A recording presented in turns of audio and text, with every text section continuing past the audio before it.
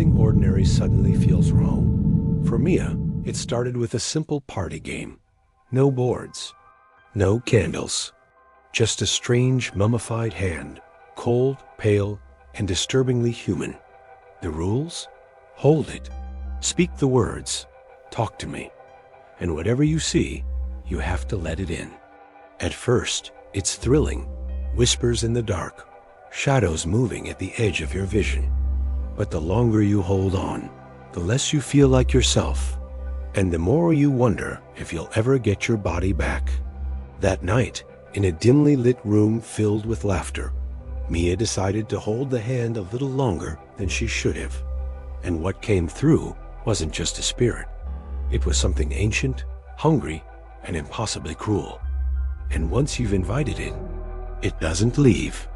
It was supposed to be a party, nothing more. A few drinks, loud music, and friends daring each other to do stupid things for laughs. But when Haley pulled the strange, shriveled hand out of a worn black duffel bag, the room fell silent. It looked almost human, though the skin was gray and leathery, as if it had been burned, dried, and preserved for decades. Its fingers were twisted and rigid, the nails yellowed and cracked. A faint, sour smell clung to it, like rot mixed with incense. Mia stared at it, confused. "What is that?" she asked. Haley smirked. "It's a game. You hold the hand, you say, 'Talk to me,' and then you'll see them." "See who?" Mia pressed. "The dead," Haley replied simply, as if it was the most normal thing in the world. The room erupted into laughter. Someone shouted, "This is stupid." Another said, "Oh, I've heard about this. It's all over TikTok." The mix of mockery and curiosity in the air was enough to push someone into trying it. That someone wasn't Mia, not yet. Jade, one of the braver ones, stepped forward first. Haley placed the hand on the table, palm up. Jade slid into the chair, her fingers curling over the cold, stiff shape. "Talk to me," she whispered. At first, nothing happened. People started chuckling under their breath. But then, Jade froze. Her eyes widened, her lips parting as her breath caught in her throat. "What do you see?" someone asked. Her voice came out trembling, almost too quiet to hear. "There's a man, standing in the corner. He's smiling at me." Everyone looked, but the corner was empty. Only Jade could see him. "Let me in," she said, voice changing, deeper, raspier. Haley quickly set a timer on her phone. "Only 90 seconds, she reminded. "No more." Jade's body shuddered, her back arching as if something unseen had crawled inside her. Her head jerked violently, her eyes rolling white. And then, just as suddenly, it stopped. She slumped forward, gasping, before breaking into nervous laughter. "That was insane," she shouted. The others cheered, the tension breaking, but Mia couldn't shake the unease twisting in her stomach. There had been something in Jade's voice, something that didn't sound human. It didn't take long for the dares to come around the circle. One by one, friends took turns, each describing different things. An old woman whispering in their ear, a child with blackened teeth, a figure crawling on the ceiling. Then, finally, it was Mia's turn. She told herself it was just a game, just peer pressure. Nothing to be afraid of. She slid her chair forward, her fingers brushing the leathery skin of the hand. It was colder than she expected, almost painfully cold. "Talk to me," she said. The air shifted instantly. The warmth of the room seemed to vanish, replaced by a heavy, suffocating chill. And then she saw it. Sitting right across from her, in the exact same chair, was a man. His skin was wet, his hair clinging to his face as if he just climbed out of deep water. His lips were cracked, his eyes clouded over like milk, and yet he was staring directly at her. She gasped, her grip tightening instinctively. "Let me in," she whispered before she could stop herself. Her friends cheered. The room seemed to stretch, the walls bending inward as if reality itself was being pulled apart. She felt something press against her chest. Not physically, but inside her, like an invisible hand pushing its way into her heart. The voices around her became muffled, distant. All she could hear now was breathing, slow, wet, and coming from right next to her ear. "Mia?" the voice rasped. She flinched, looking to her side, but there was nothing there. The wet man in front of her was gone, but she wasn't alone. Her own reflection in the darkened TV screen was smiling, and she wasn't. She tried to pull her hand away, but it wouldn't move. The cold had spread up her arm, into her shoulder, sinking into her bones. Haley's voice cut through the fog. "Time's up." The grip on her body vanished, and she collapsed forward, panting.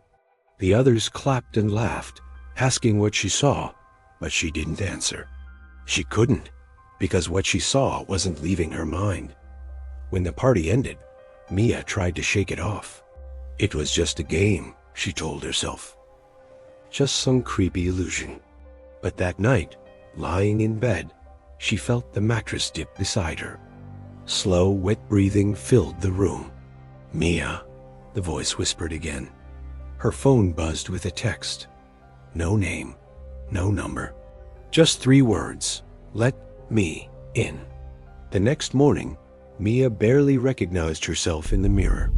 Her eyes looked sunken, her skin pale, and there was a faint bruise-like mark on her wrist where she had gripped the cursed hand. She told herself it was exhaustion. Maybe she'd had too much to drink. Maybe her mind was still replaying last night's party. But when she brushed her teeth, she saw it again. In the mirror's reflection, over her shoulder, stood the wet man.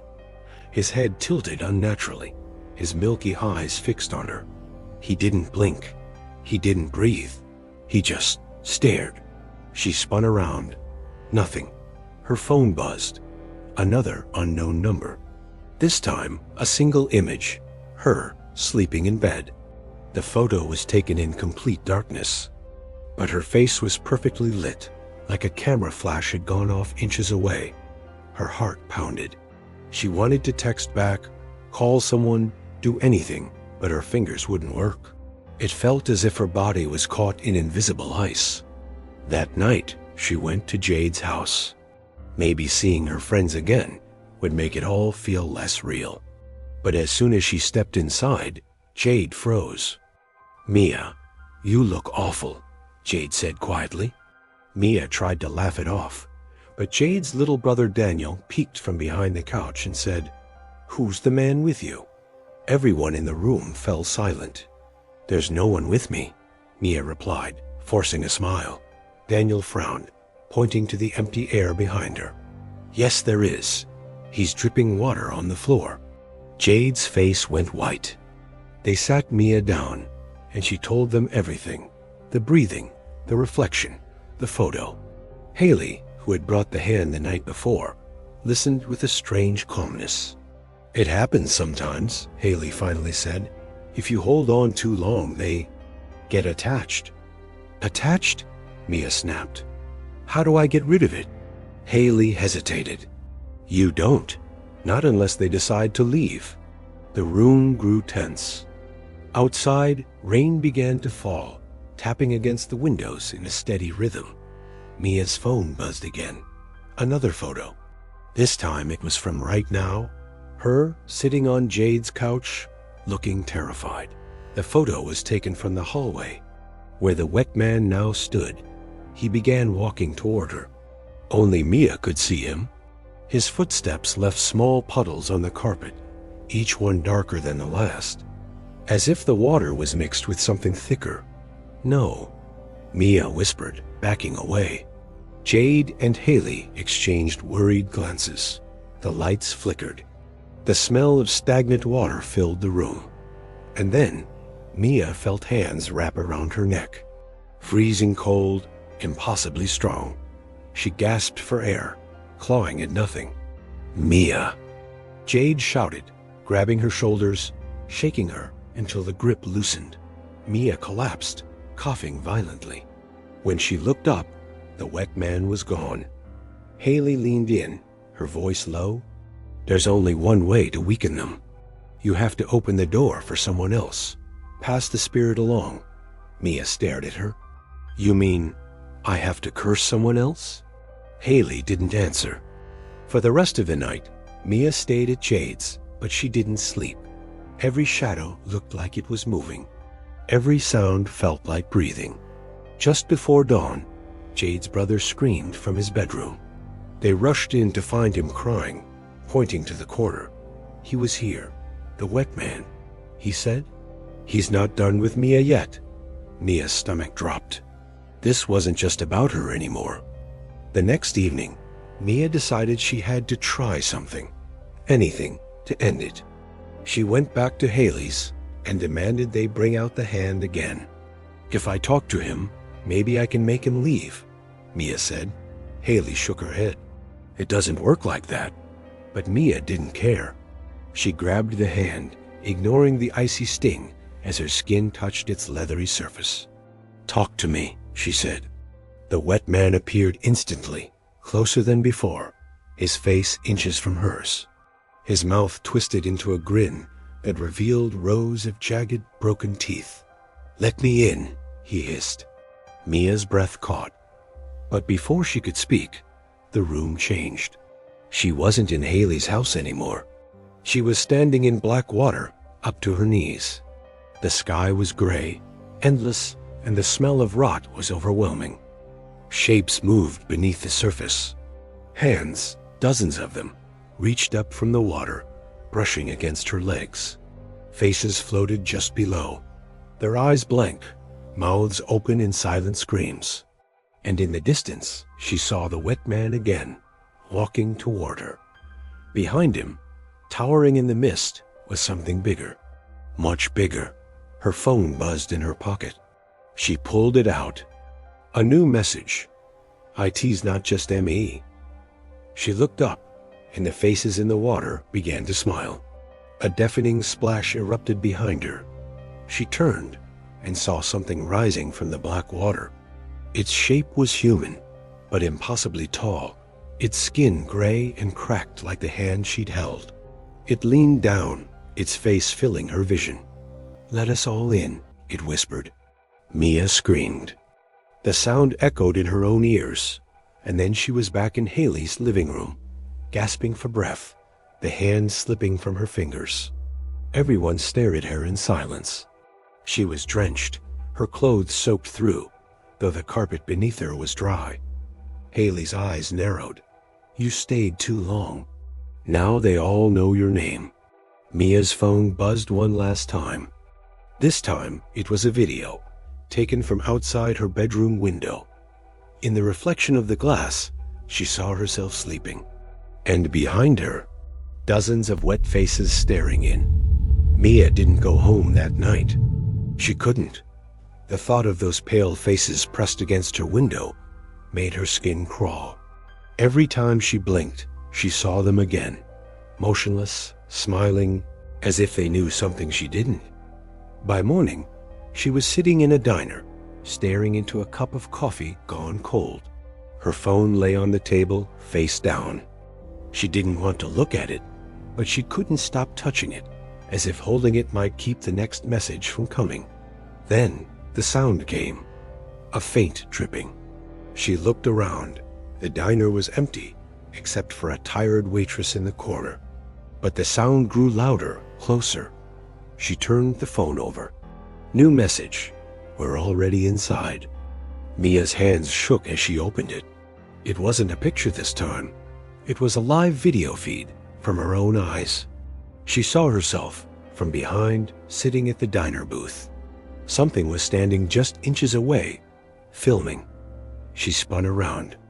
No one. Her phone slipped from her hands and hit the floor with a dull thud. By afternoon, she found herself back at Haley's. There has to be a way, she said, her voice cracking. If passing it to someone else is the only option, I'll do it. Haley hesitated. It won't just disappear. It'll follow you until you're gone. Passing it along just means it's not only after you. I don't care, Mia whispered. I can't take this anymore. Haley pulled out the mummified hand. It looked darker now, the skin almost blackened, like it had been rotting in the sun. She placed it on the table. Who? Haley asked. Mia thought of Jade, of Daniel, of her mother's empty bedroom. She thought of strangers, anyone she could trick into holding it. Her stomach churned. I don't know yet. That night, Mia went home for the first time in days. The house smelled damp. Every step she took seemed to echo. The living room was silent until she saw them. Water spots on the ceiling. They formed a trail leading down the hallway toward her bedroom. She followed slowly, each step feeling heavier, the air colder. Her bedroom door was ajar. Inside, the carpet was soaked, and standing at the foot of her bed was the wet man. But he wasn't alone. The others were here now, the faces from the water, their eyes following her. They didn't move, but their mouths began to open, one by one, releasing a sound like rushing waves mixed with screaming. Mia stumbled back, but the door slammed shut behind her. The wet man tilted his head. No more doors, he whispered. Hands shot out from beneath the bed, gripping her ankles.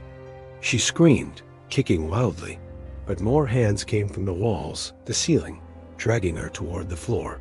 The carpet beneath her turned to water, swallowing her legs.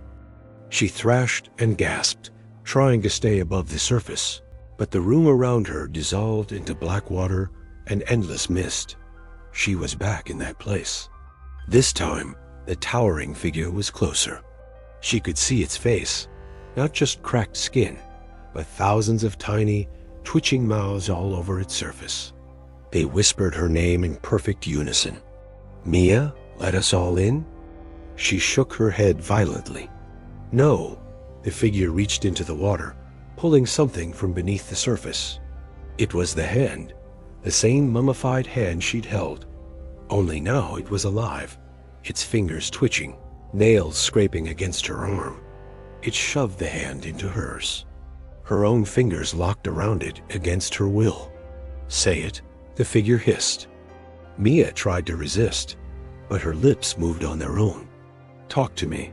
The water around her exploded with movement. Dozens of spirits lunged at her, their faces blurring into one endless scream. She felt them pour into her, her body freezing from the inside out. When Mia opened her eyes again, she was in a hospital bed. Jade sat beside her, looking pale and exhausted. You've been gone for 2 days, Jade said softly. They found you in your house. The floor was dry, Mia, but you were drowning. Mia tried to speak, but her throat burned. She glanced at the bedside table. Her phone was there. One new message. From her own number. I'm still here. Weeks later, Jade's brother Daniel was at a party. Someone brought out a strange mummified hand. Everyone laughed nervously, daring each other to try it. Daniel reached for it, smiling. What do I say again?